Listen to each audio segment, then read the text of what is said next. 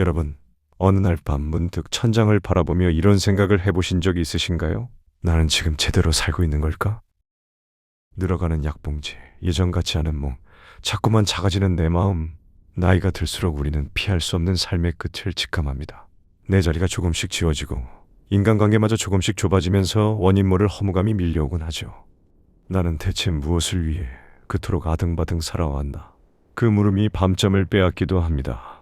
그런데 지금으로부터 약 2000년 전, 가장 끔찍하고 억울한 죽음의 한가운데서 오히려 평온하게 미소 지으며 삶의 진리를 이야기한 사람이 있었습니다.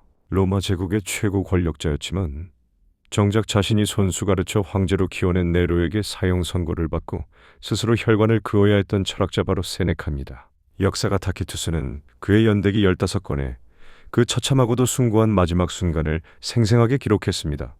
팔의 혈관을 끊어내는 극심한 고통 속에서도 세네카는 침묵하지 않았습니다. 제자들을 불러 모아 흔들림 없는 목소리로 끝까지 철학적 담론을 구술했지요. 도대체 무엇이 죽음 앞에 그를 그토록 초연하게 만들었을까요? 나다움 인생 2막을 걸어가는 여러분, 오늘 우리는 세네카가 피 흘리는 그 순간 인류에게 남긴 위대한 유언을 함께 만나보려 합니다. 잠시 눈을 감고 2000년의 시간을 넘어 지금 이 자리로 걸어온 그의 목소리에 귀 기울여 보십시오. 친애하는 벗이여, 다시 만나게 되어 진심으로 반갑네. 로마에서 온 세네카라네. 오늘은 자네에게 내 생의 마지막 날 그 모든 진실을 들려주려 하네. 내가 평생토록 글로 쓰고 가르쳐온 철학이 죽음이라는 거대한 공포 앞에서 과연 어떻게 나를 지탱해 주었는지 그 이야기를 말일세. 서기 65년 봄, 나는 로마 교회 별장에서 아내 폼페이아 파울리나 그리고 오랜 벗 2명과 함께 조용한 저녁 식사를 마치고 있었네. 그때였네. 황제 네로가 보낸 근위대 장교 가이우스 실바누스가 병사들을 이끌고 별장문을 두드렸지. 피소의 황제 암살 음모에 가담했다는 내가 전혀 알지도 못했던 터무니없는 혐의와 함께 즉각 스스로 목숨을 끊으라는 명령이 내려졌네. 나는 조금도 당황하지 않고 실바누스에게 차분히 요구했지. 유언장을 수정할 시간만 허락해달라. 하지만 그는 냉혹하게 거절했네. 그때 나는 울부짖는 친구들과 아내를 천천히 둘러보았네. 그리고 이렇게 말했지. 보다시피 나는 그대들의 헌신에 마지막으로 보답할 자유조차 갖지 못하게 되었네. 그러나 한 가지만은 남아있네. 바로 나의 삶의 본보기를 그대들에게 남기는 것이라네. 그것이 지금 내가 줄 수 있는 가장 귀중한 유산이라네. 그것을 마음에 새긴다면 그대들은 덕에 합당한 찬사와 진실하고 고귀한 우정의 명예를 함께 얻게 될 것이네. 이것은 내가 꾸며낸 말이 아니라네. 역사가 타키투스가 그의 연대기에 직접 기록해 후세에 전한 나의 마지막 말이라네. 통곡 소리가 별장을 가득 채웠네. 나는 눈물을 흘리는 이들을 향해 부드럽지만 단호하게 물었지.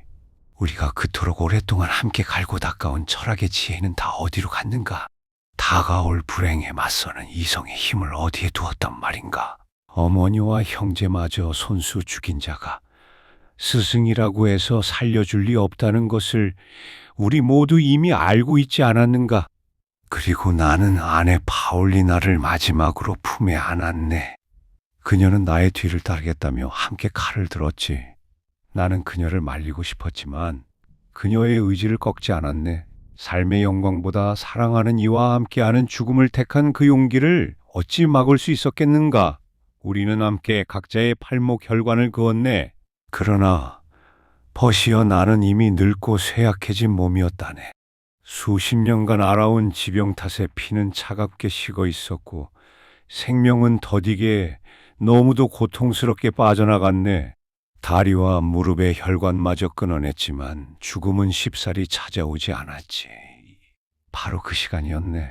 숨이 가빠오고 살이 찢기는 통증이 파도처럼 밀려오는 그 극심한 고통의 시간, 나는 침묵하지 않았네. 오히려 제자들과 비서들을 불러 모았지. 그리고 의식이 흐려지는 그 순간까지 흔들림 없이 철학적 담론을 구술하기 시작했네. 나는 나의 주치의자 오랜 벗 스타티우스 안나이우스에게 동미나리 집을 부탁했지만 그마저도 쉽게 효력을 발휘하지 않았네. 마침내 제자들이 나를 뜨거운 욕탕으로 옮겼네. 그 뜨거운 물 위에서 나는 가까이 있던 노예들에게 물방울을 손으로 뿌리며 말했어. 이 물방울을 해방자이신 제우스 신께 바치노라. 그것은 삶을 마감하는 슬픔의 의식이 아니었네. 오랜 향연이 끝날 무렵 수호신께 마지막 잔을 올리는 로마의 오랜 관례처럼 나는 이 생을 감사히 마무리하는 의식을 치른 것이라네. 그리고 나는 그 욕탕의 뜨거운 증기 속에서 조용히 숨을 거두었네. 사람들은 묻더군. 어떻게 그토록 참혹한 죽음 앞에서 분노도 공포도 없이 그리도 의연할 수 있었냐고. 그 비밀은 단 하나라네. 나는 평생토록 단 하루도 빠짐없이 죽음을 연습해왔기 때문이라네. 내가 오랜 세월 루킬리우스에게 보낸 편지들을 기억하는가? 나는 거기서 이렇게 썼다네. 매일 죽음을 눈앞에 두라. 그러면 비로소 탐욕스러운 생각도 허황된 욕망도 사라지고 진정으로 살아야 할 이유가 보이기 시작한다.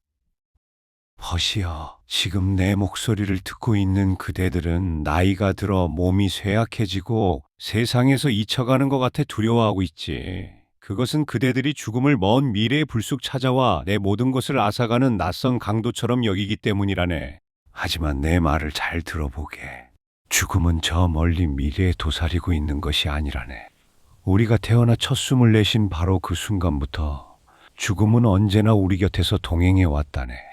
무심코 흘려보낸 어제의 시간, 화려했던 청춘의 날들, 방금 내뱉은 이 숨결조차 이미 돌아올 수 없는 영토로 건너간 것이라네. 우리는 한 번에 죽는 것이 아니라 매일 조금씩 죽어가고 있는 것이네. 그러니 생각해보게. 내가 그날 욕탕에서 거둔 마지막 숨은 결코 갑작스러운 것이 아니었다네. 그것은 내가 평생을 살아오면서 매일 조금씩 완성해 나간 나만의 죽음이었을 뿐이라네. 인생의 이막, 후반전을 걷고 있는 그대들에게 내 마지막 숨결을 담아 당부하네. 나이 든 줄 두려워하지 말게. 늙고 병드는 것은 내 것을 빼앗기는 것이 아니라네. 그것은 대자연이 내게 잠시 빌려주었던 생명과 시간을 조용하고 자연스럽게 반납하는 과정일 뿐이라네. 그러니 매일 아침 눈을 뜰 때마다 죽음을 가까이 두고 연습하게. 어쩌면 오늘이 내 생의 마지막 날일 수도 있다. 그렇게 진심으로 의식하는 순간 비로소 눈을 가리고 있던 헛된 욕망과 타인을 향한 낡은 미움이 씻겨 내려간다네. 과거의 후회나 미래의 불안으로 허비할 시간이 단 한순간도 없음을 깨닫게 되지. 죽음을 긍정하는 자만이 진정으로 살아갈 수 있다네. 부디 다가올 끝을 두려워하느라 지금 이 순간 그대 손에 쥐어진 찬란한 오늘을 내버리지 말게나. 팔목의 혈관을 끊고 독약을 마시고 뜨거운 욕탕 속에서 마침내 숨을 거두기까지 타키투스가 연대기에 기록한 세네카의 마지막은 처참했습니다. 하지만 그 속에서 그는 단 한순간도 철학을 놓지 않았습니다. 두려움 대신 제자들에게 남긴 말, 고통 속에서도 멈추지 않은 구슬, 마지막 숨결과 함께 제우스께 올린 감사의 헌주, 그 모든 행동이 하나의 진실을 가리킵니다. 우리는 먼 미래의 어느 날 갑자기 죽는 것이 아니다. 매일매일 이 순간에도 조금씩 죽어가고 있다. 그러니 죽음을 두려워하며 나중을 기약하지 말고 오늘 하루를 내 생의 전부인 것처럼 찬란하게 살아내라. 여러분, 이 묵직한 메시지를 끝으로 삶의 지혜 일부 세네카 5부작의 여정을 모두 마무리합니다. 죽음마저 철학의 완성으로 승화시켰던 세네카의 지혜가 여러분의 인생 이막을 더욱 단단하고 빛나게 비춰주었기를 바랍니다. 노예로 태어나 잔인한 주인이 자신의 다리를 비틀어 꺾어버리는 그 순간에도 평온을 잃지 않았던 사람, 로마에서 추방당해 빈손으로 쫓겨나면서도 우주가 빌려준 것을 제자리로 돌려보낸 것뿐이라며 미소 지었던 사람, 에픽테토스입니다. 통제할 수 없는 불운과 상실 앞에서도 결코 무너지지 않는 법, 내려놓음의 미학, 흔들리지 않는 마음의 요새를 짓는 법을 5회에 걸쳐 깊이 나누겠습니다. 오늘 하루가 여러분 생애 가장 눈부시고 완전한 하루가 되기를 진심으로 응원합니다.